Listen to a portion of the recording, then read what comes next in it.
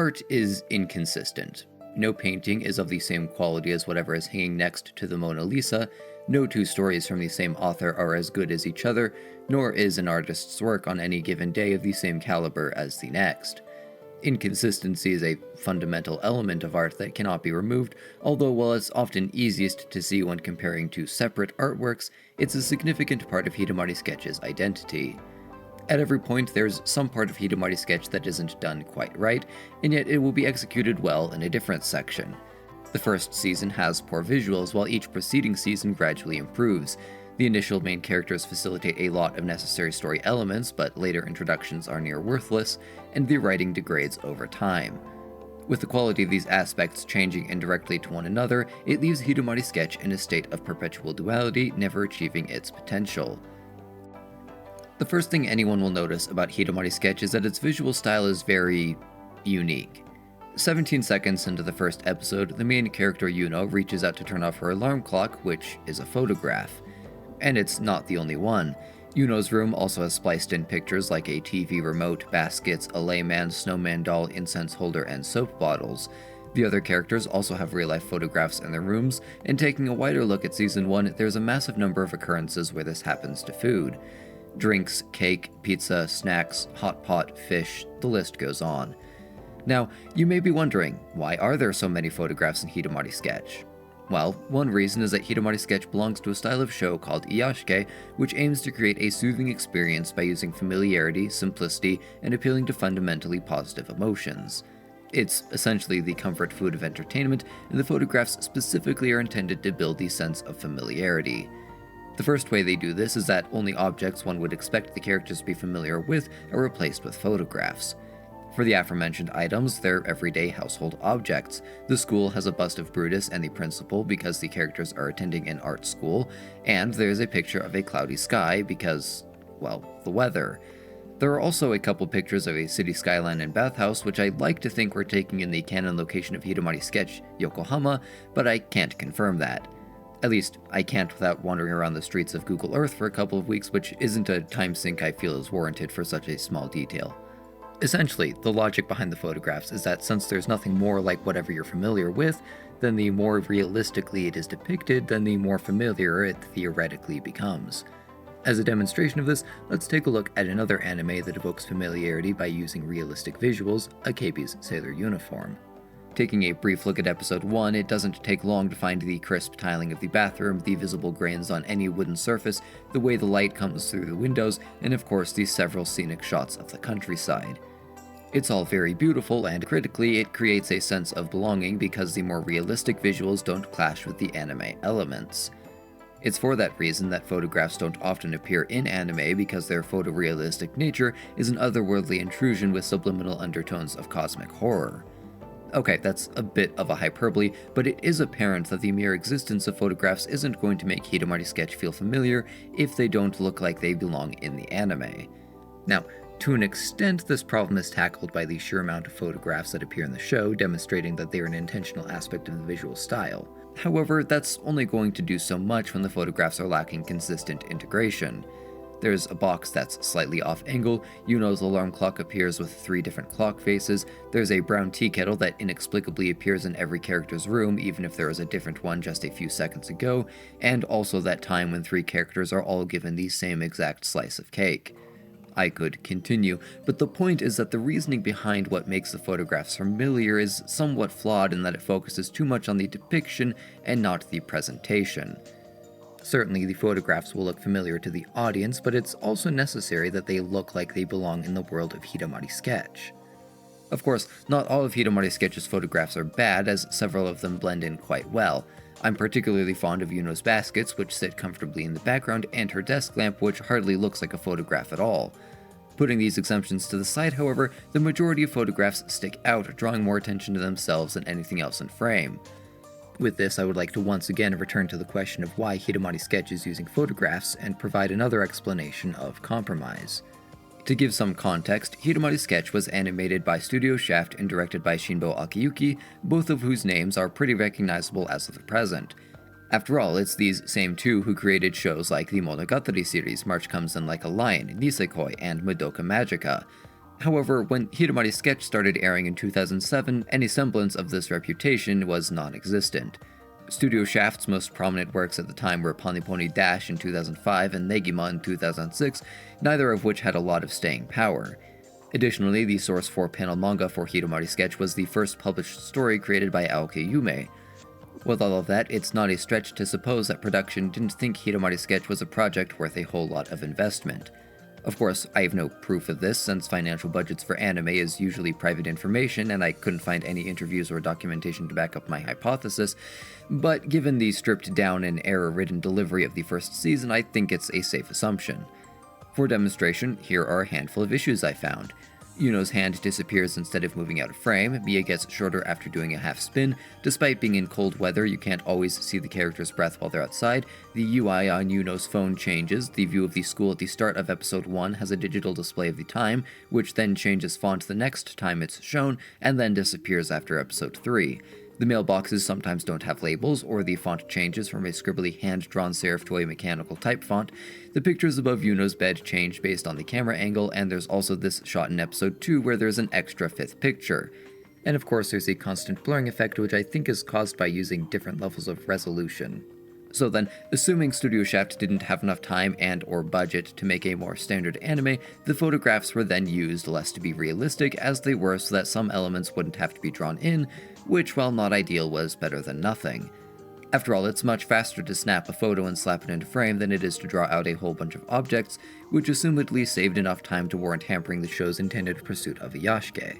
So with that, the photographs at least are not ruining Hidamari Sketch's visuals, but they also aren't the only issue. Let's talk about the lack of animation.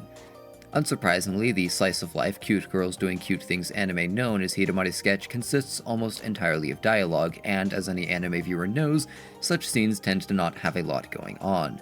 Most of the time, the only thing moving on screen is the character's mouth, and besides that, whatever is happening rarely gets more engaging than hands waving, a head turning, or walk cycles. As dialogue encompasses nearly the entirety of the show's runtime, this puts Hidamari Sketch in an interesting position of having to tread the fine line between simplicity and being boring.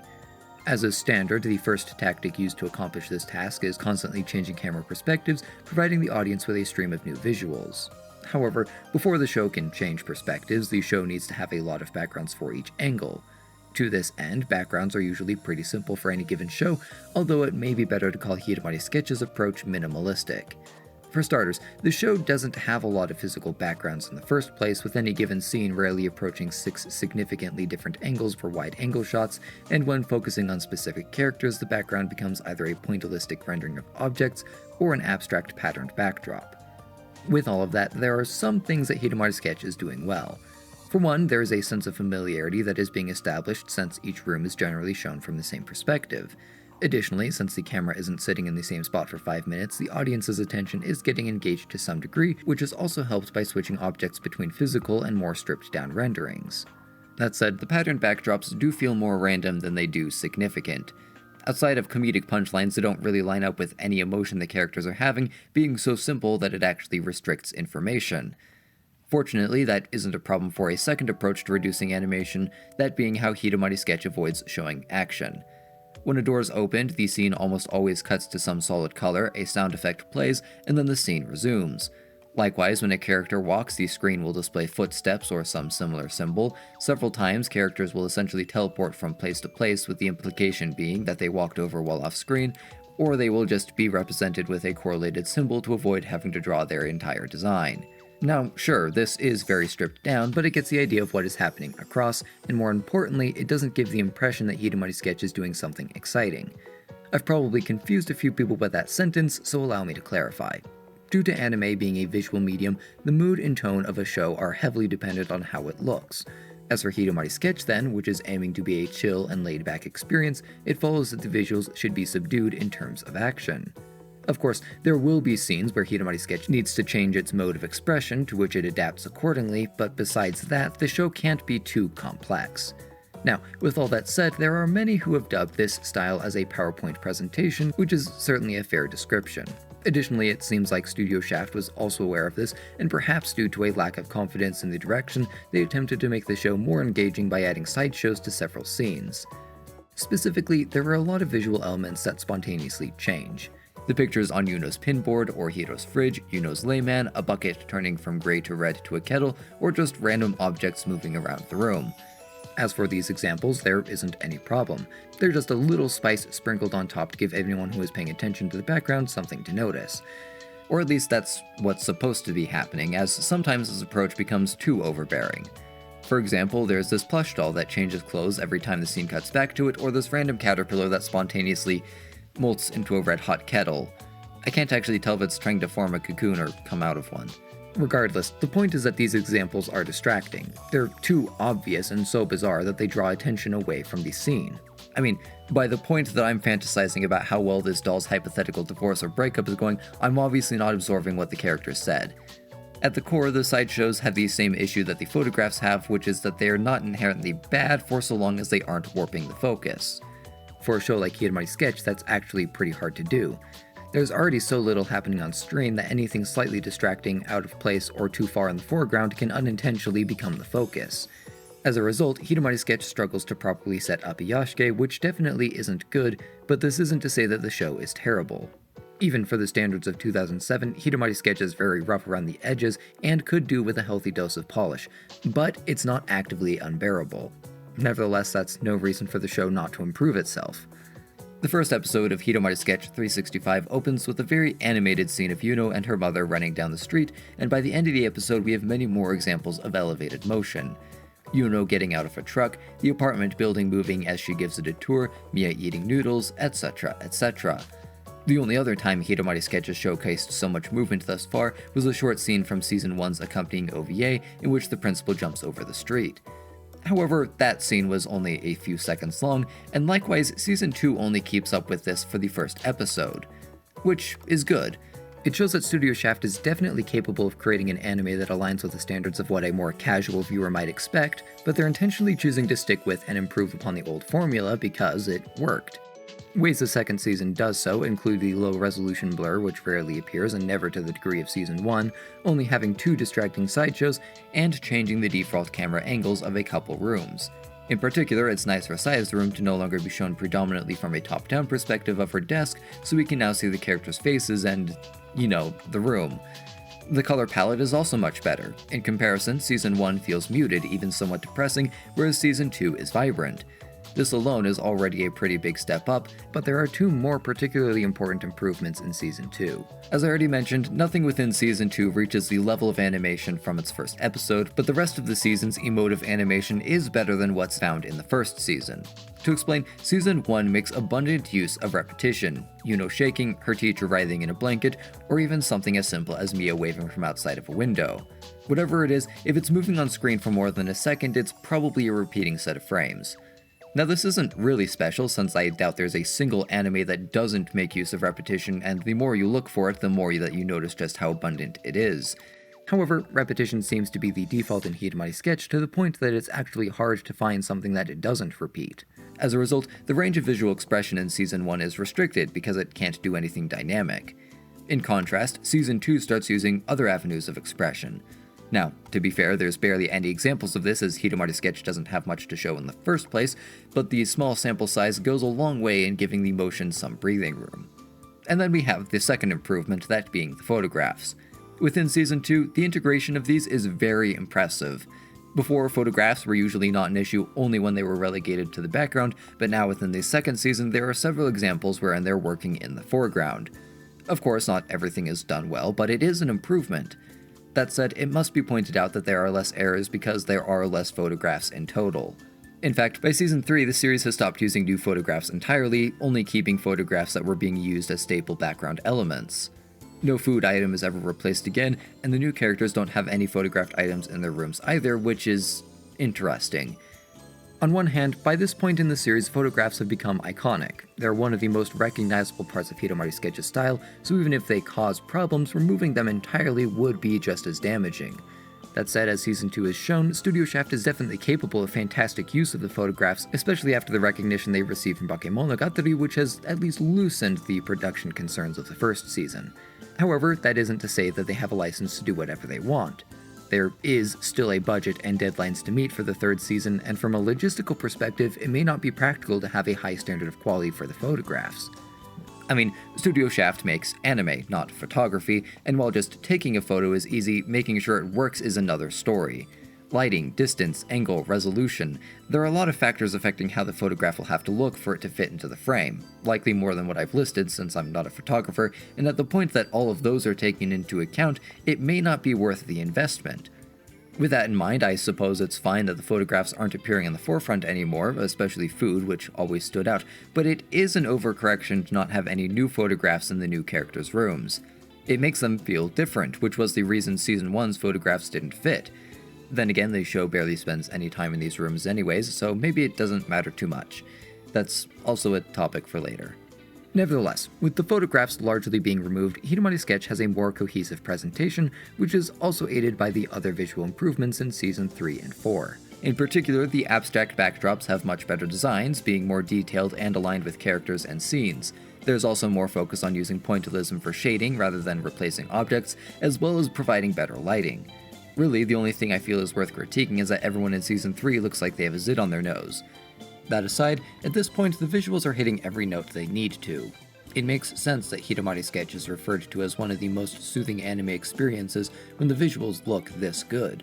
With so little complexity, it's easy to turn down the brain and relax, and there's barely a hint of anything less positive than a whole number.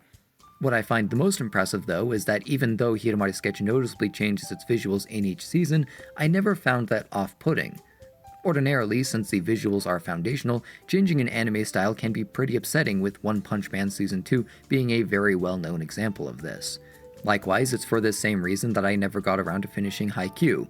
I just couldn't get over the changes made for Season 4. With that, I can't help but question how Hidamari Sketch has managed to be an exception. If anything, it should be even harder to ignore Hidamari Sketch's changes because the simplicity doesn't allow for them to not be prominent. To be honest, this is probably a result of personal bias, and I'm sure there are many other people that don't like how Hidamari Sketch develops, but I do still want to pose an idea. I think this change across the season works because Hidamari Sketch's style is composed of many different styles. With the character faces that change proportions, motion that switches between casual and exciting moods, objects being shown with various types of shading, and even the collage-like nature of the photographs, Hidamari Sketch develops a fluid nature. It's normal for the show to be different, and so even when the main core gets an update, it isn't as upsetting. Essentially, the audience hasn't had time to develop as strong of an association with the previous visuals as they usually would, and so the change isn't seen as much of an assault on familiarity as it would be otherwise. Additionally, it also helps that each season's changes can be viewed as strict upgrades to the previous, rather than a substitution or alternative. In line with that, each season gets higher general audience ratings than the last. However, it's debatable whether the show is actually getting better. Even though the foundational mood is being set correctly, what's actually happening has started to crumble thanks in part to a couple of particular characters. Now, before I get to those, let's get to know the main cast, starting with their character designs. As you'll have noticed by now, they have a lot of similarities. There's the omnipresent blush on the cheeks, big eyes, and the constantly deforming faces of the chibi style. To say the least, the cast is very cute, making it hard to dislike any of the characters on just a surface level, but critically, each design is free of superfluous bells and whistles, while still being unique and perfectly aligned with their respective personality. For the main character, Yuno, her most distinguishing feature is her brown hair, which accentuates her disposition of being ordinary. She isn't particularly good at anything, having less than average grades, an art that often fails to stand out in any other way than its mistakes. Additionally, Yuno is short, and just as she wants to be taller, she's insecure about what she perceives to be failures and is always working hard to improve herself. Likewise, from her height, Yuno is often rather childish, acting with a naivety that leads her to assume the best of anyone's intentions, resulting in her often playing the role of the peacemaker. Next, we have Yuno's neighbor, Mia, whose blonde hair, rather than denoting her as a foreigner, leans more towards her unusual behaviors like misremembering idioms or interpreting actions and subjects in creative ways that others often don't understand. Additionally, her decision to keep her hair unstylized and free-flowing lines up with her carefree personality and philosophy that freedom is the most important part of life. Another thing to note is that, in contrast to most anime wherein characters always wear the same clothes, Hidamari Sketch's cast generally wears something different in every episode, save for the school uniform. However, Mia's choice of dress is much simpler than her peers. Sometimes she wears overalls, at one point she has cargo shorts, and her attire consists of fewer articles of clothing. The reason for this is that Mia is poor and can't afford a lot of clothes. That said, this would actually make it more appropriate for Mia to have a small set of established clothing, but alas, different every episode it is. In addition to being poor, Mia alludes to having been lost at sea at some point, as well as other random tidbits that hint at a tragic backstory. However, despite that, she never seems to be bothered. Rather, as the embodiment of a ray of sunshine, Mia is always smiling and pursuing life with an energy that infects everyone around her. Moving downstairs, the third resident of the Hidamari apartments is Sai, whose blue hair and glasses flow straight into placing her as the smart character. That said, Sai doesn't really go about answering questions more than anyone else, and rather it's that she has more artistic experience than the rest of the cast due to her budding career as a young author. Sai is also often seen as a cool and collected upperclassman, which is aided by her shortcut and ambiguous figure that gives a tomboyish air to her presence. On these same lines, while the rest of the cast has Sarame eyes, Sai's are closer to the Tsurimi style, appearing somewhat slanted towards the middle. In universe, this could be due to her bad eyesight or constant stressing over deadlines, but it also matches her more masculine tendencies and how she gets angry more often than anyone else. And finally, we have Hiro, whose pink hair indicates her kindness and motherly nature, as she will often have the other girls over for dinner in her room, and will also put down whatever she's working on to listen to her peers' concerns. And that's kind of it for Hiro. As a tangent, just because I don't want to only have one sentence on a character, Aoki Yume originally intended Hiro to be a kindly cross-dressing man, but this idea was quickly shot down by her editor. That said, it's undeniable that the interactions between this cross-dressing Hiro and the tomboyish Sai would have been a fantastic opportunity for comedy. Speaking of which, another strength of Hidamari Sketch's characters is how well they lend themselves to comedic exploitation by means of subversion or hyperbole. For the former, Hiro's constant care for the other apartment tenants is turned on its head by her ironic lack of self-control. Hiro just can't resist a good cake, or chocolate, or snack, or really just food in general. Unfortunately for her, she's incapable of sticking to any form of diet, no matter how much she worries about her weight, and it's this contrast that becomes a repeating gag of the series. Following the same formula, Sai's cool disposition is revealed to be a facade, as she can't help but wear her emotions on her sleeve. Or perhaps her forehead. Most commonly, this comes about when Sai claims that she's had a very romantic life, but being a terrible liar, Sai becomes flustered in her defense, blushing wildly and stammering that she's definitely had numerous boyfriends. As for the other two main cast members, we have the path of hyperbole, although it's really just Mia. I mean, sometimes Yuno will be overly childish, at one point even forgetting how to ride a bike, but there aren't many other comedic beats that are based on Yuno's character. On the other hand, Mia probably has more comedic implementation than the rest of the main cast combined. For one, her tendency to see the world from a different perspective leads to other characters getting bizarre images of what she's saying, and I presume that the puns and idiomatic wordplay improve if you know enough Japanese. On top of this, Mia's hyperactive exuberance makes her quick on the draw to push anyone's buttons just to see what happens, making her a great instigator in any scene. In fact, Mia instigates comedy so often that it feels like every comedic occurrence involves her in some way. At least, this seems to be the case for when just the main cast is together, but there is another character with a heavily comedic role, the homeroom teacher of Yuno and Mia. Yoshinoya-sensei's green hair is evocative of nature, lining up with her educational job. However, as green is a less common anime hair color, it's also appropriate to say that Yoshinoya is an enigma. In some ways, Yoshinoya is a great teacher. She visits her students when they get sick, and every summer and New Year's, she makes sure to send each of her students a postcard featuring her in some sort of cosplay she made by hand, with each of the hundreds of postcards having a different image. The amount of effort is definitely excessive, but it's clear how much she cares. That said, Hidamari's sketch doesn't really spend too much time showing Yoshinoya being someone to look up to, and instead focuses on the contrast of her being an absolutely terrible teacher. Always pursuing her ideal fantasy of youth, the self-proclaimed forever 17-year-old lives with her parents, views most of her job as homework, skips class, and most of all is a hopeless romantic. Finding the true love of her life is almost always on Yoshinoya's mind, leading her to become overly invested in any romantic developments among the student body, and interpreting even the most innocent of comments as being sexual in some way. With this, Yoshinoya is solidly placed into the role of the funny man, although it must be noted that comedy is rarely a one-man job in anime. As such, the counterpart straight man is played by the school principal, who almost magically appears outside the classroom to scold Yoshinoya whenever she falls out of line. Now, in doing so, Hidamari's sketch has formed Yoshinoya and the principal into a narrative pair, and likewise it's also paired Yuno with Mia and Sai with Hiro. Notably, while this allows for multiple people to be present for comedy, this also works to build the story's theme of support through their relationships. As Yuno is constantly concerned about her abilities, she gets a lot of emotional support from Mia, who is always cheering her up and giving encouragement.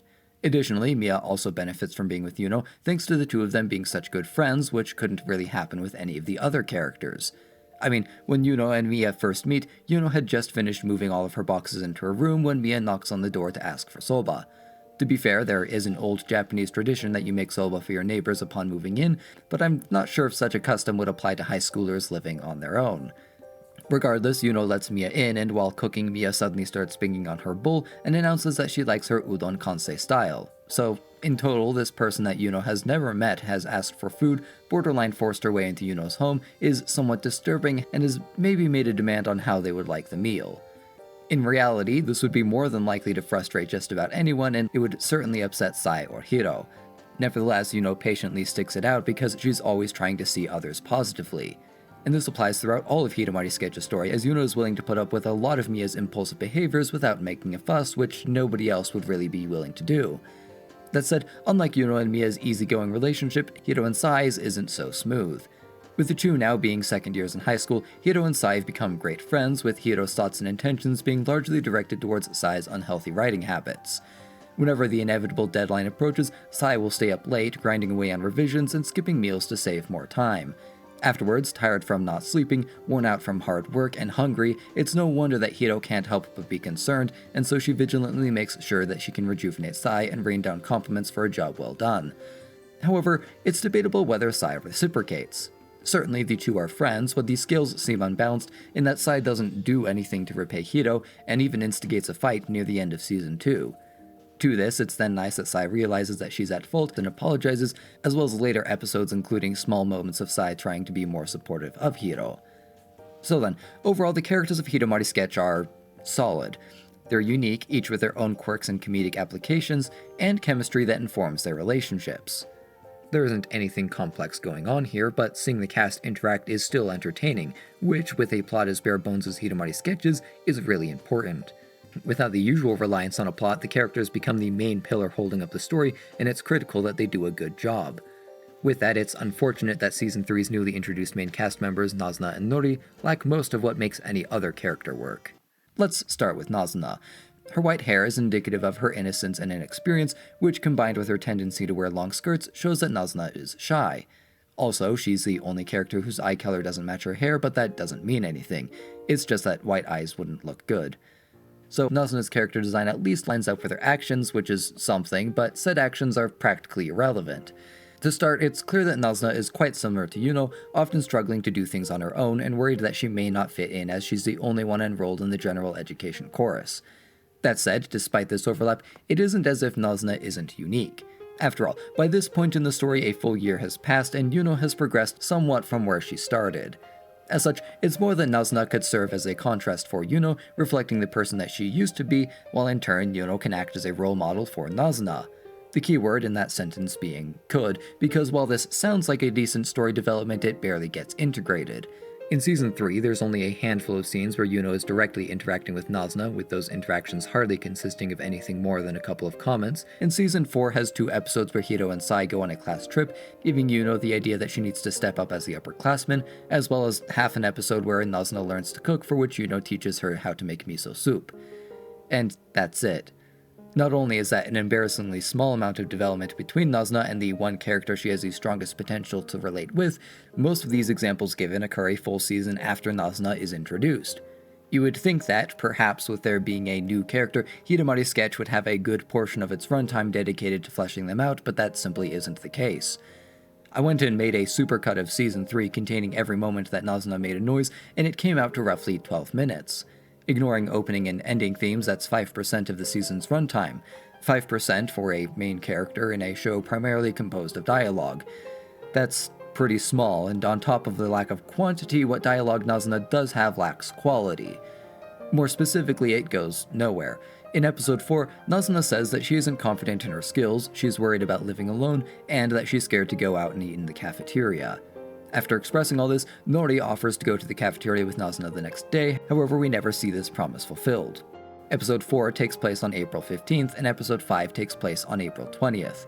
There isn't a tomorrow that shows Nazuna going to the cafeteria, and even if she did end up going, nothing actually changes in her behavior. In episode 8, Nazuna claims to have visited the cafeteria, but this doesn't seem to be something that she's been doing regularly, nor is she present in the episode's opening scene. In fact, the sole instance where we see Nazuna in the cafeteria is Season 4, Episode 7.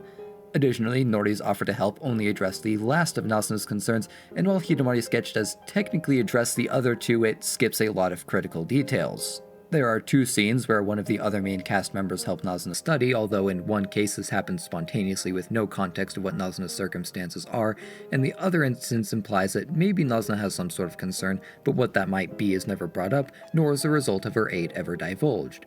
Likewise, Nazuna's process of getting used to her new home involves Yuno making a couple comments about how it won't be so bad, most of which are made before Nazuna explicitly states that she still sees her anxiety as an issue, and then Nazuna just gets over it somehow. But then, why was Nazuna worried about living on her own in the first place? Is it that she can't cook, that she's worried about being isolated for being in the general education course, or something specific that's happening at school? Maybe it's just her being anxious, but even then there should at least be a scene of her recognizing her misconstrued perspective. Instead, Hidamari's sketch essentially just drops the subject. There's no reference for the stakes at hand, no understanding of struggle, and a complete lack of acknowledging consequences. In fact, Nazuna feels unimportant to the story because nothing she does has any relevance. I mean, what is she doing in Hidamari's sketch? Her character development doesn't actually develop her character and fails to impact anyone else.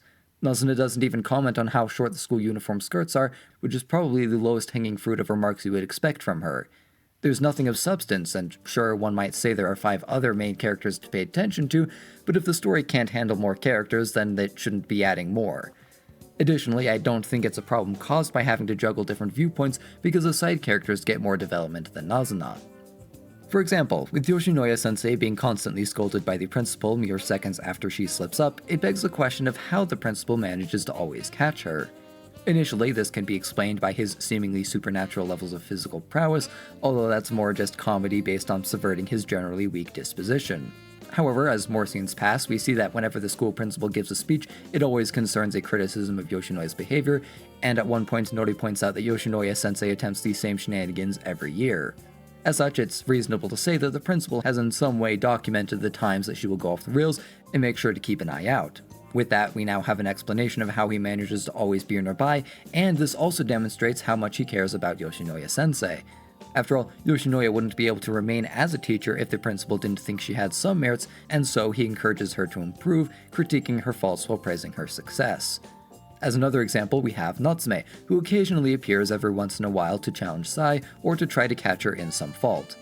Initially, this seems like a baseless rivalry, but as these short scenes that feature Natsume pile up, the audience can form a clearer picture of her motivations.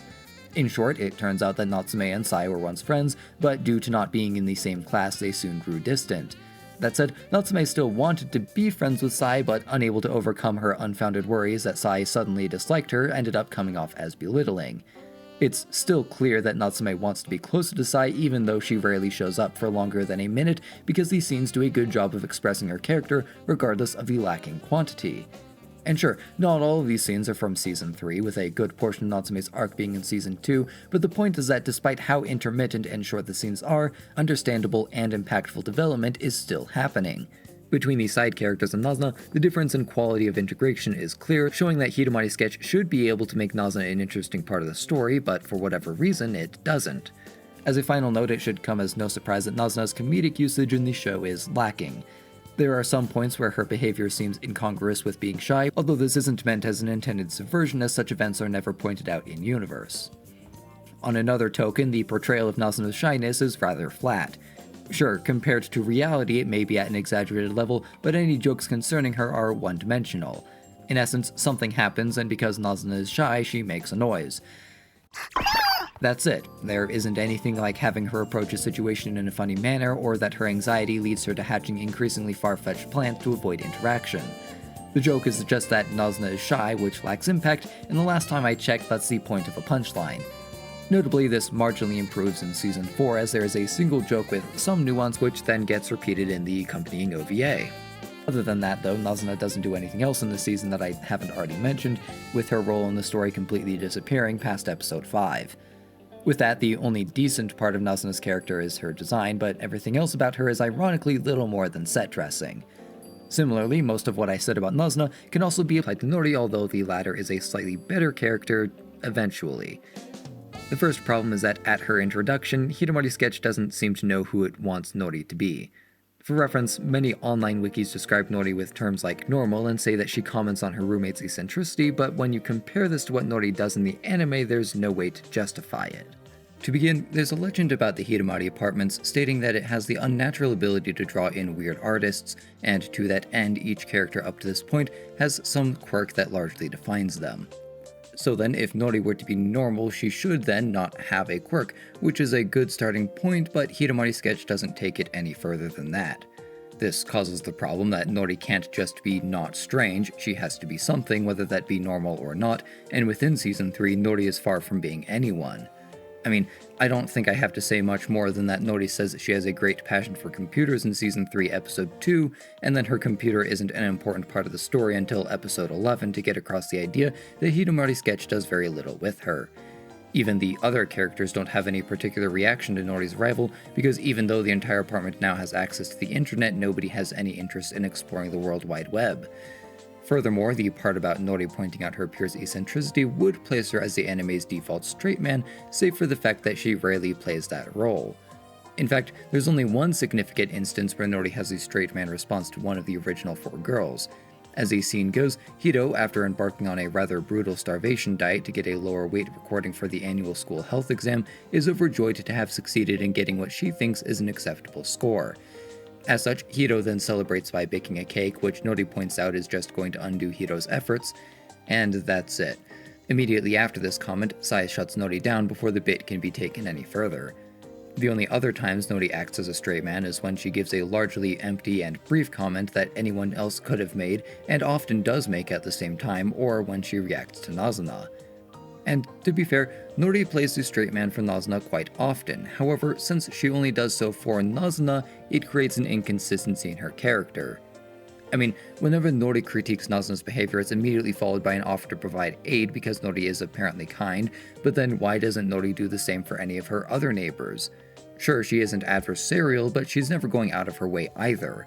Alternatively, it's possible that there is something specific about Nazuna that makes Nori want to help her, but whatever that might be either generally appeals to the entire cast or lacks an explanation within Nori's personality until Season 4. Additionally, this also causes problems for Hidamari sketch's portrayal of Nori and Nazuna as a pairing. Sure, the first handful of episodes are a nice start to explaining why Nazuna became friends with Nori since she's always helping Nazuna out, but after episode 4, Hidamari sketch stops paying any attention to either character. With that, there's no elaboration on why Nori has singled Nazuna out as the one person to feel is in need of help, and then there's also no development on what such a relationship could lead to. Instead, Hidamari sketch just paired the two up because it's a pattern to do so, and then dropped the subject. With that, most of Hidamari sketch's 3rd season features Nori as generally being a non-entity for the story until it gradually starts improving in the last couple of episodes. As mentioned with episode 11 focusing more on Nori's use of a computer, the show at least puts Nori in the spotlight, and episode 12 has a short clip where she counts how many tomatoes everyone picked. That's not much, and admittedly it's loosely connected to how Nori gets developed in season 4, but at least it's something. So, to elaborate on season 4, it's at this point that Nori's character design starts to resemble her behavior, although the only feature that really stands out is her hair color. It's some mixture of blue and green, showing that Nori is intelligent, but said intelligence is then put in terms of more eccentric expressions. To an extent, this applies to Nori's love of computers, and it also helps to inform her perspective that is more analytical than the rest of the cast, which is then hyperbolized by having Nori interpret events too literally. Now, as a quick note, this does give some explanation for why Nori keeps helping Nazuna, because Nori is striving for accuracy and efficiency, and so she finds Nazuna's behavior a bit irritating and wants to fix it. Of course, this still begs the question of why Nori isn't really trying to help any of the other cast members with their problems, and regardless of that, Hidamari sketch still isn't doing anything to develop Nazuna and Nori's relationship. Episode 2 and 3 each feature a single instance where Nori helps Nazuna out in extremely minor ways, and then the show once again changes its focus onto different cast members for the rest of the season without exploring what Nazuna and Nori have to do with anything. Likewise, Nori on her own doesn't have much of an important role, as the only other scene relevant to her character is an 8-minute section of episode 5 where Nori talks to Sai about the merits of paper versus digital dictionaries.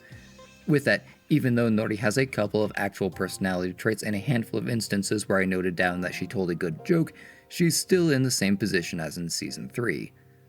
Despite all of that, however, it isn't hard to see why Nazuna and Nori are in Hidamari's sketch.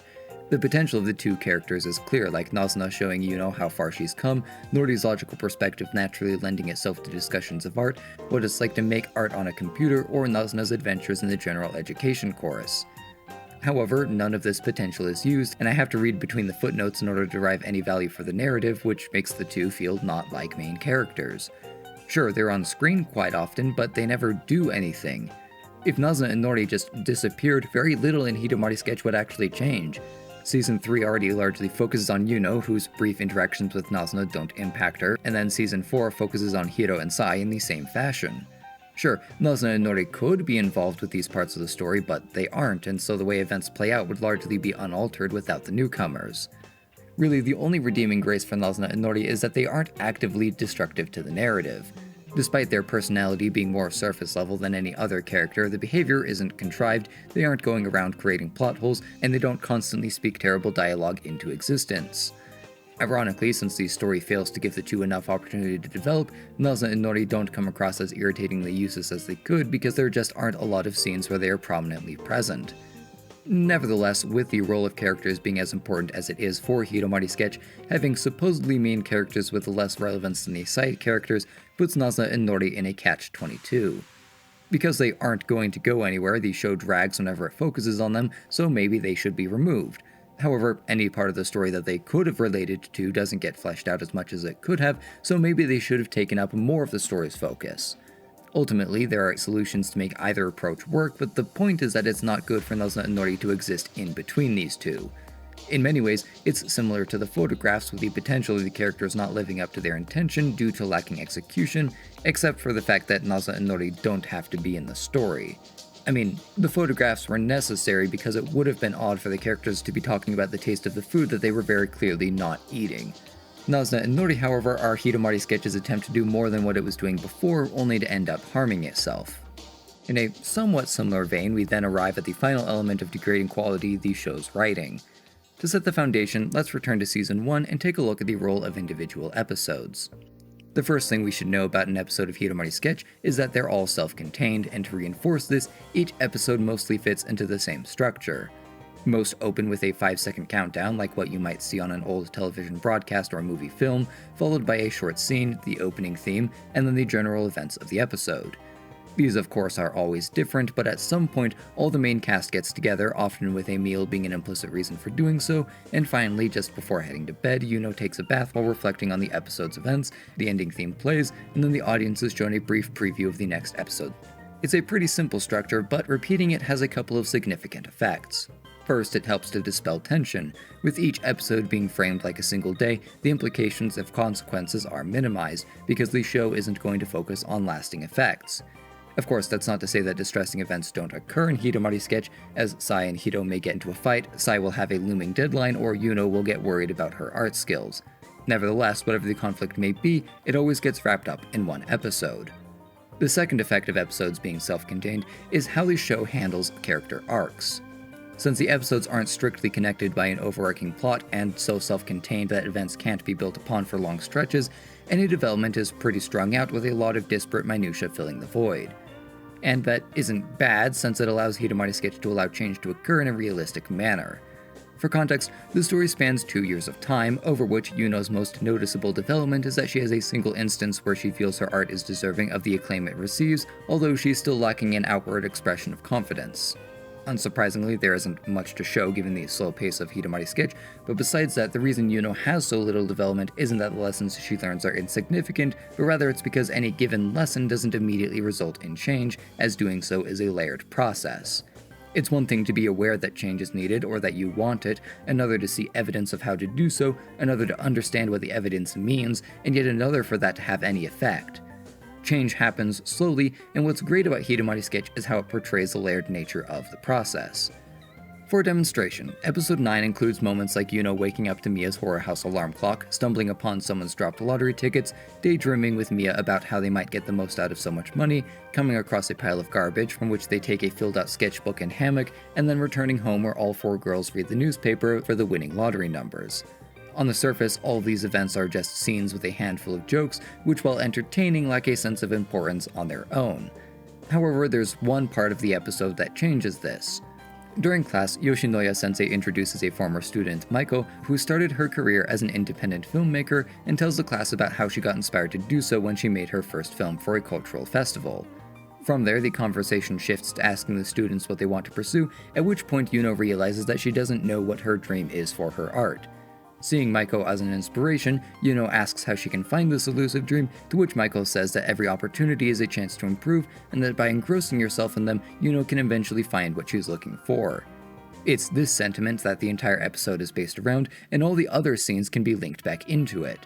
There's a silver lining in that Yuno could find an alarm clock to wake up to, she finds a beautiful sketchbook in a pile of trash, Mia demonstrates all the possible ways she could use a hammock, and while nobody wins money, obviously, it's a demonstration that negative consequences are also effective at showing why we seek positivity.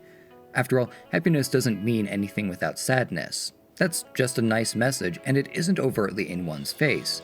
I mean, yes, the moral is pretty explicit, especially in the given example, but it's still up to the audience to put all the pieces together rather than the characters constantly referencing that it's just like that thing that the teacher said. Now, unlike how the structure of an episode is generally the same, not every episode is constructed to present a moral or concept about the nature of art. However, the other episodes are still built to accomplish something, with that job becoming clearer upon examining the role of the season. Taking a moment of consideration, Hidamari Sketch Season 1 doesn't have access to the most straightforward of methods for how it's going to construct its 12-episode runtime. After all, the progression and pacing are so slow that it takes a long time to build up to a suitable finale, each episode being self-contained makes it hard to have a cohesive plotline to focus on, and Hidamari Sketch's manga was relatively new at the time, resulting in a lack of material to work with, which also limited what content the show could afford to cut to improve pacing. Taking all of this into account, it makes sense that the first season of Hidamari Sketch is anachronistic. By using this structure, the lack of episode-to-episode relations isn't a problem because they weren't very related to begin with. Since the show is no longer bounded by time, events can be cherry-picked rather than having to awkwardly cut months' worth of plot and then organized into a structure that a chronological order wouldn't have access to. As it goes, episodes 1 through 4 focus on introducing the characters, episodes 5 through 10 are more focused on the themes of art, and then episode 11 and 12 wind down with holiday celebrations and a sudden farewell. As a result, even though nothing particular has been accomplished plot-wise, there's still a sense of rising action as opposed to the chronological order, which would have had sporadic ups and downs. With that, the anachronistic order also helps with another important role of the season's design, which is to drive overarching interest by giving the audience something to look forward to other than just liking the show in general. As a simple example, since would-be future events are now seen earlier than usual, Hidamari Sketch can post-shadow coming episodes. Someone will reference Yuno's butterfly incident, and the cocoon can be seen on a few occasions, leading the audience to wonder what that event might have looked like. More impactfully, Hidamari Sketch also incorporates a mini-mystery. In episode 5, Yuno gets sick and enters a fever dream, during which she happens to run into a character by the name of Chika, and after waking up, Yuno also gets a text from her. However, we don't know any characters named Chika. Side note, Chika also appears in Yuno's collage from episode 1. Seemingly on a different note, Sai also keeps getting messages from an unknown source. Episode 1 has a text message that makes her very silent, but oddly not embarrassed. Episode 10 has a long fax message that Sai notes is probably from her editor, but then upon reading it, she quickly changes the subject. Likewise, episode 9 has Sai leave the room to take a phone call, and episode 7 she receives a letter. But then, who is sending these messages? Well, as it turns out, it's Chika, Sai's younger sister. That's pretty obvious given that they have the same eyes, and the reason behind the messages is that Chika has been asking Sai if she's okay with her coming over for a holiday visit, which she then does in episode 12, fulfilling the purpose of the mystery. Now, sure, this mystery isn't incredibly compelling, but making it too interesting would easily steal the spotlight, and the mystery isn't supposed to be the focus of the show, it's just an extra thread to connect the season together. With all that said, perhaps the most impactful influence on the first season's structure is that Studio Shaft probably didn't think that there was going to be a second season. I mean, it's always been hard to get a second season of an anime. Studio Shaft wasn't very prominent in 2007, and it was yet to be determined how profitable this story would be. From this, I assume that Studio Shaft resolved to make the first season as true to the essence of Hidamari's sketch as they possibly could, which has an interesting effect on the season's ending. Once episode 12's celebrations and gift-giving comes to an end, the main cast discuss how they're all going home to visit their families over New Year's, they part ways to go to bed, and then, almost out of nowhere, the soundtrack comes in to set a melancholy mood while a montage of memories fills the screen. It's a pretty odd way to end an overwhelmingly positive show, but in some ways this is appropriate. Very early into writing the story, Aoki Yume had the idea of ending the story with Sai and Hiro leaving the Hidamari apartments after their graduation, and so by ending the season on a thematically identical note, it allows the first season to at least touch on every aspect of Hidamari Sketch's story. If there was more time available to the adaptation, Hidamari Sketch may have been more comprehensive, which would have made the first season that much better, but of course there's 3 other seasons worth of time with each having the opportunity to do just that. So then, in terms of structure, the second season, Hidamari Sketch 365, is the most similar to the first. There's a long-running mini-mystery with Hiro constantly asking the landlady to resolve the issue in room 203 despite that room being unoccupied, and while other events don't have the previous foreshadowing, the audience still has a lot of expectations to be fulfilled as the second season covers the same period of time as the first in order to fill in the gaps. Episode 1 covers Yuno moving into the Hidamari apartments, Episode 8 covers the second day of the sports festival, and the latter half of Episode 4 features the preparation for the cultural festival. Speaking of halves, Season 2 has quite a few episodes where the first part focuses on pretty different events than the latter, and to separate the two into their own self-contained segments, Hidamari Sketch rolls credits, has a next part teaser, replays the 5-second countdown, the opening scene, and the opening theme all midway through the episode. To say the least, I admire the dedication to the bit, but I don't think it had to be taken that far. Nevertheless, the sequel does have one important difference, in that because Season 1 had first pickings on content, it focused quite a bit on Yuno as she is the protagonist of the story. As a result, Season 2 then has a lot more content focusing on the other characters. For example, Episode 2 and 5 features Sai's reaction to Chika's entrance exams, Episode 4 has Mia adopt a cat, Episodes 6 and 12 develop Hiro and Sai's relationship, and Natsume gets a sprinkling of appearances all throughout. Now, this does mean that there aren't any episodes as technically engaging as the midsection of Season 1, but building up the characters which made up the entirety of the show's events is still entertaining. It does a great job as a companion piece to Season 1, and continuing to Season 3, Hidamari Sketch starts to focus back onto the themes of the story. Or at least it tries to do so.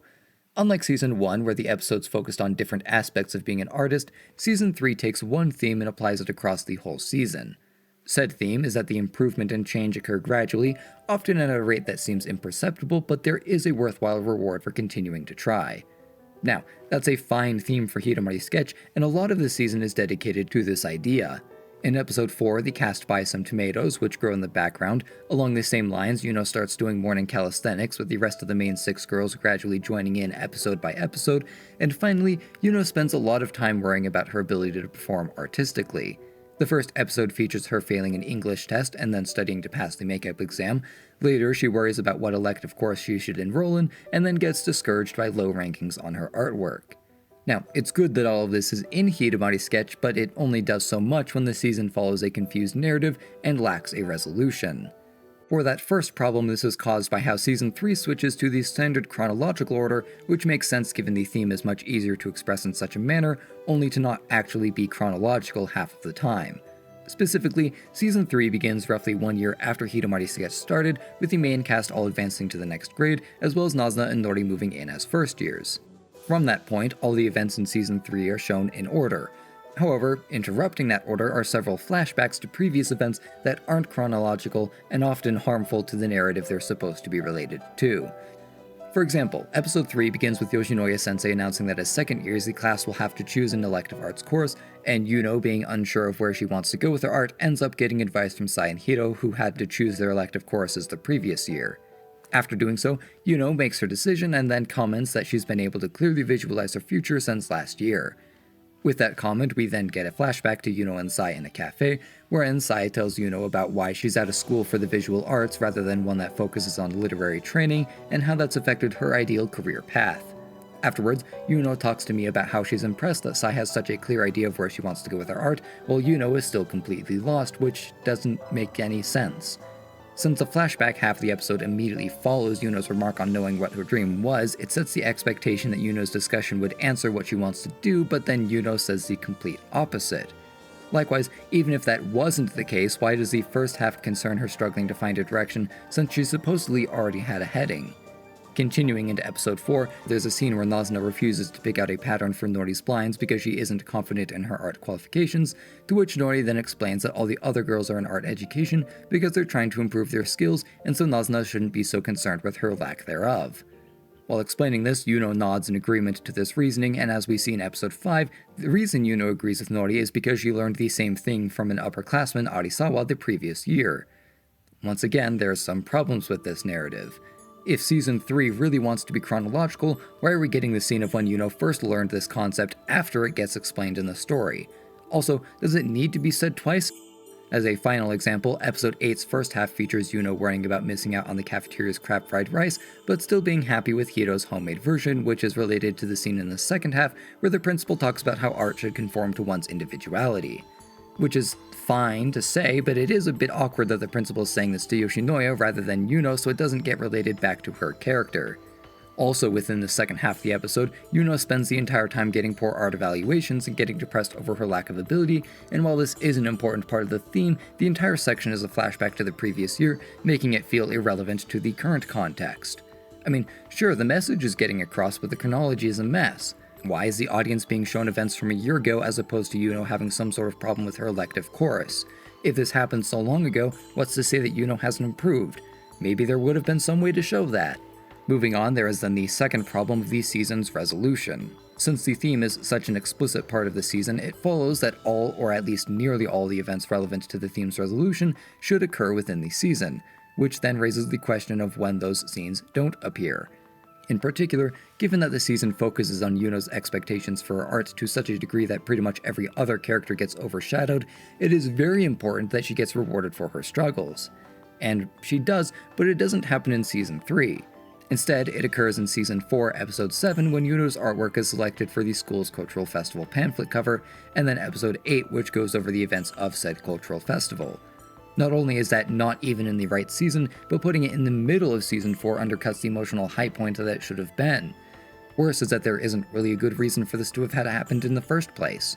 I mean, the only defense is that Yuno's payoff chronologically takes place much later, but as demonstrated with all the flashbacks, Season 3 isn't really committed to being chronological in the first place. Additionally, this episode isn't even related to what Season 4 is trying to do, and it wouldn't be hard to fit into Season 3 thanks to an overabundance of unnecessary fluff.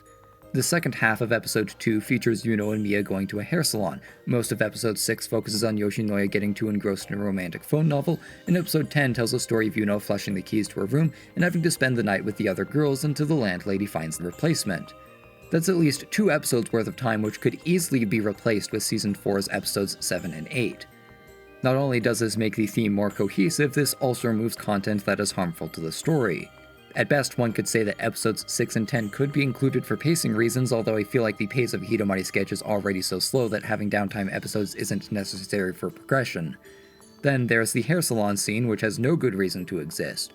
Just previous to it is the section where Nazna and Nori are invited for a welcome party wherein they briefly introduce themselves, but before the audience can learn anything else, the episode abruptly changes tracks. Then again, it isn't as if there was much more to say about Nazna and Nori, so this is more of an attempt at putting a band-aid over the subject. However, there was definitely a better way to handle the situation.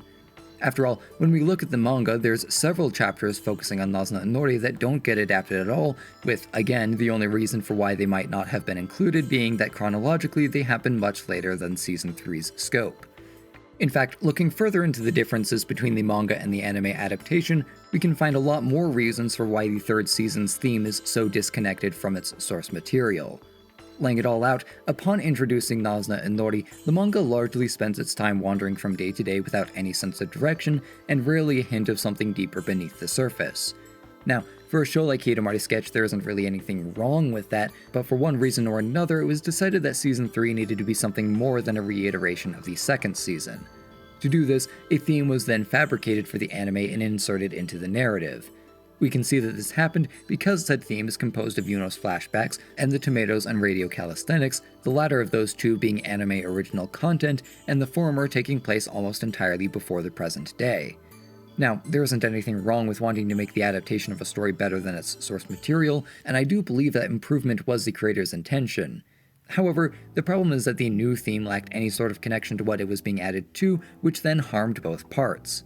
I mean, Naza and Nori weren't originally meant to be part of this theme because it didn't exist. As a result, the theme isn't related to Naza and Nori's early experiences at the Hidamari apartments, so they don't have much to do in the show, with most of their screen time being separated by long unrelated segments. On those same lines, the anime merely inserts the thematic elements rather than interacting with the present going-ons, forcing a break with continuity which garbled the message. With all that, you might wonder how it turned out this way, and as far as I can see, the reason is that the approach to Season 3 was to improve the story without changing Hidamari's sketch. To give an example, Nazna feels so useless in that she doesn't have an ideological relationship with Yuno, which is something the theme implies she should have, but then that can't be made a reality because this isn't in the manga, so making that change would make problems for potential adaptations further down the line. Ultimately, this means that Season 3 could never do anything more than make implications, but by making those implications the theme of the season, the whole show instead comes across as if it's missing information. Similarly, a lack of information is the main issue with Hidamari Sketch's 4th season. Now, there aren't any shenanigans with the timeline, with this attempt actually managing to remain fairly chronological. Sure, there are a few instances of missing or misplaced details, but they're pretty minor. Firstly, Season 2 noted that third-year students make special art projects which get displayed all over the school, and then for some reason Sai and Hito don't do that despite Season 4 being all about how they're third-year students that are about to graduate. Secondly, in Episode 4, Yuno, who the audience should know can't swim, announces that she's suddenly learned to float, and the only way anyone could have known how that happened is if they watched the OVA that debuted 4 days after Episode 4 released. Putting those two examples to the side, however, there is a massive flaw with Hidamari Sketch's conclusion. As I've pointed out, the last 3 seasons of Hidamari Sketch are similar to the sections of the first, and it's the final season that has the greatest expectations to live up to, not only in that it's the grand finale, but also in its opportunity to expand on how Season 1 ended. After all, Season 1's sad goodbye really does come out of left field, with the characters only explicitly acknowledging the departure 18 minutes into the final episode, and then nothing really feels sad until the 22-minute mark when the OST rolls in. But unlike that handful of minutes, Hidamari's Sketch now has an entire season to expand on the concept, and to an extent it does. The first 2 episodes start with Sai and Hito going on a field trip, which touches on why brief farewells like saying goodnight or being apart for a week aren't seen as a bother, in order to contrast this with the more permanent separation of Sai and Hito's inevitable graduation. To prepare for that, Episode 6 shows Hito trying to figure out if she really wants to be a teacher, or if she just doesn't want to leave the environment of the Hidamari apartments, and Mia, Yuno, and the other 2 characters form a cheer and support squad to aid Sai and Hito in studying for their exams. Additionally, the season includes ways that the other 4 girls try to lighten the impact of this departure by collecting memories. Episode 4 has Yuno act as a record keeper, Episode 6 has Yuno and Mia reminisce about past events, Episode 9 has the main cast plus landlady play a game of life that they've rebranded around their experiences at the Hidamari apartments, and Episode 11 and 12 then have the cast celebrate Christmas and New Year's Eve as they look on towards the future with positivity despite what's about to happen. And all of this is good. I particularly like that Season 1's motif of using photographs to reference the cast memories gets more attention. However, this is about all that gets done. As you've probably noticed with that summary, Hidamari Sketch Honeycomb spent the season focusing on the idea of not wanting to say goodbye, and then there's all the build-up, and all the talk about what the cast is going to do about it, and then Sai and Hito don't graduate. Instead, the actual finale is reserved for an OVA, and don't get me wrong, those 2 episodes are pretty good, but one must wonder why they aren't rounding off the season. The sheer magnitude of missing the timing of the resolution of the entire story baffles me, especially when it's such an easy thing to fix. I mean, it's not as if the 2 episodes couldn't have fit, what not with, again, all the unrelated content in the season. Episode 3 is mostly just a series of comedic punchlines that are irrelevant to anything else. Episode 5 feels like it should have been in Season 3 as it focuses on Nazna and Nori, and of course, Episodes 7 and 8 go over Yuno making the brochure artwork and the subsequent cultural festival. What purpose do these episodes serve in Season 4 besides filling the runtime, and was it really necessary to have all of them in the season? Is it too much to have a couple of these episodes swapped out for the graduation episodes? Now, sure, Given that the entirety of Hidamari sketch has been released at this point, it is possible to just go and watch the OVA after Season 4, but there are two problems with that. One, a significant portion of casual viewers probably don't know that the OVA is significant or even that it exists, and two, episode 12 focuses on holiday celebrations just like every other season's finale, which tells the audience that the story is ending even though it's completely missing the resolution. At the end of the day, Hidamari's sketch still couldn't break the habit of coming short of its potential. However, I think the reason the potential is so obvious for the elements of Hidamari's sketch I've talked about is that Studio Shaft was genuinely trying to do a good job. Except maybe the end of Season 4. The best argument I can think of is that they just didn't want to have an awkward sad ending slapped onto the end, and so they extended it rather than how it was combined in Season 1, but that feels like a weird argument because wouldn't you just want to make Season 4 better? That aside, however, the first season's visuals, while flawed due to massive constraints, were still a solid enough foundation for Studio Shaft to build up rather than having to start over from nothing. As for the characters, there is a lot that Nazna Inori could contribute, and in many ways the writing attempted to make that happen. At the very least, Season 3's thematic conclusion did bring the potential to the table, even though the two never got developed as the rest of the cast. Additionally, it's not like Studio Shaft wanted to sabotage the third season, they just had a very poor approach with trying to do two things at once with one half of each hand. And that's interesting. I mean, Hidamari's sketch is a show about a bunch of art students that are figuring out what about their art is good and how to make it better. And that's what the anime is trying to do, but like you know, they don't always get it right. That's not to say that Hidamari's sketch is secretly genius, rather it's just an ironically accidental instance of life imitating art. Thanks for watching, now go and get a slice of your own life.